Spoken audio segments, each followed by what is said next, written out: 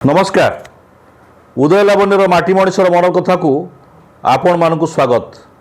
आज माटी मणिष मनर कथार प्रसंग रही दिल्ली राजनीति एवं रोचक मोड़े निर्वाचन सरी जाइछि। केंद्र रे तृतीय थर पर बीजेपी सरकार रे आसिया पई गणति आरंभ करदेलानी। तेरे निर्वाचन पूर्व प्रधानमंत्री नरेंद्र मोदी कहते अब की बार 400 पार है। निर्वाचन परवर्ती सब अवस्था जिते देखा मिलूँ काउंटिंग जो देखा मिलूँ से अब की बार 400 पार नहीं, अब की बार 300 पार भी नहीं, 292 सीमित रही जाइए बीजेपी दल। आउ भारत वर्ष लोकसभा निर्वाचन में 547 सीट्रु 274 जी आसो से सरकार करेंगे। तेबे चलित निर्वाचन में बीजेपी 274 पार मध्य करना, 240 सीट्रे बीजेपी एकाकी जीति। जहाँ खबर रही आम पाखे 292 सीट एनडीए को मिली, आउ इंडिया मेंटो को मिली 234 सीट। निर्वाचन बेले भारी तुम्भी तोफान देखाई प्रधानमंत्री नरेंद्र मोदी कहते इंडिया मेंटो 100 टपिब ना। आ सबू आकलन को भूल प्रमाणित करी एबे इंडिया मेंटो 234 सीट्रे पहुँच जाइए।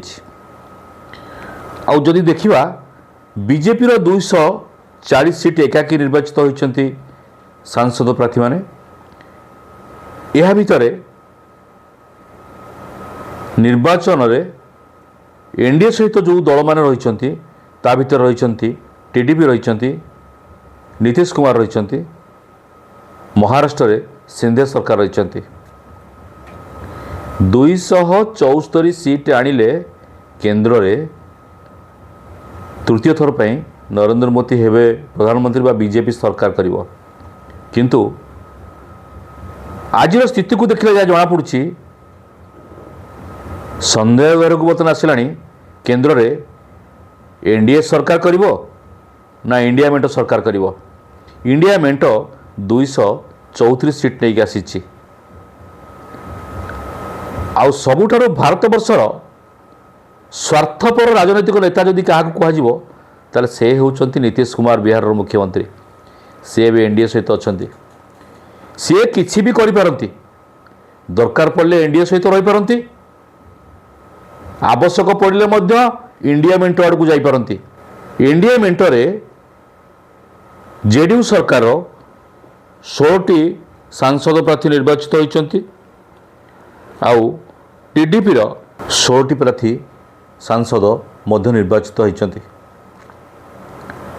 जदि बीजेपी सरकार करे केंद्र में नरेंद्र मोदी तृतीय थर पर प्रधानमंत्री हुवंती तेबे मुख्यतः किंग मेकर हेबाकू जाउछंती जेडीयू नीतीश कुमार आउ टीडीपी चंद्रबाबू नायडू। एई दुई जनक उपरे निर्भर करुची केंद्र सरकार बीजेपी सरकार। यह सहित महाराष्ट्र रे सिंधे सरकार, सिंधे जो रही मुख्यमंत्री रही महाराष्ट्र मुख्यमंत्री, से मध्य गुरुत्वपूर्ण निर्वाह करेंगे। कहीं जे 274 सीट नहीं कि आसी ना एकक भाव में बीजेपी 240 सीट्रे सीमित रही। इंडिया 234 सीट नहीं। जदि देखिबा इंडिया मेंटरे जदि चंद्रबाबू नायडूंकर 16, जेडीयू 16 मिसी जाती 32 सांसद मिशंती, ताहाले 234 32 266 सीट जीव इंडिया मेंटो को। आउ 8-10टी सीट जदि इंडिया मेंटो करिपारे ताले बोध हुए इंडिया मेंटो भी करिपारे केंद्र रे सरकार। ये बर्तमान दिल्ली राजनीति बर्तमान रोचक मोड़े किसी भी घटी पारे। केन्द्र में बीजेपी सरकार करिपारे न करिपारे, केन्द्र में इंडिया मेंट सरकार करिपारे न करिपारे, किंतु यहाँ भितर भारत वर्ष रे सबुठारु रोचकपूर्ण स्थिति रही गोटे स्ट्रंग विरोधी दल बर्तमान आसी इंडिया मेंटर 234 सीट से आसी स्ट्रंग विरोधी दल। गत सरकार रे केंद्र सरकार रे बीजेपी जो प्रधानमंत्री रही नरेंद्र मोदी, गत सरकार रे कांग्रेस बहुत कम संख्यक सीट नहीं थिला, इंडिया मेंटर मध्य कम संख्यक सीट थिला। आ चलित निर्वाचन रे इंडिया मेंट गोटे विरोधी दलर भूमिका नहीं आसी 234 सीट नहीं आसी। निश्चित भाव में बीजेपी को ये प्रतिरोध करिवो, से राज्यसभा हो कि लोकसभा हो। किंतु आजिर दिल्ली राजनीति पूरा रोचकपूर्ण स्थिति रे बर्तमान चंद्रबाबू नायडू बाहरी सारे दिल्ली, बिहार रो मुख्यमंत्री नीतीश कुमार बाहरी सारे दिल्ली, एपटे सिंधे महाराष्ट्र मुंबई बाहरी सारे दिल्ली। ए तीन जन बनिवे केन्द्र रे किंग मेकर। तेबे आउ अल्प घंटा किछि घंटा पर जना पड़ केन्द्र रे किए सरकार करुछि। एनडीए रो बैठक बसिलानी, इंडिया मेंटर बैठक बसिया जाउछि, उभय मेंटर बैठक संध्या सुधा बसुछि। स्पष्ट होइजिवो भारत वर्षर राजनीति रे किए सरकार गठन करिया जाउछि। आज माटी मनीषर मनर कथारे कहू कहू अनेक गुड़िए प्रसंग रखिदेलु। आउ एक प्रसंग नहीं आम आसबू रोचु।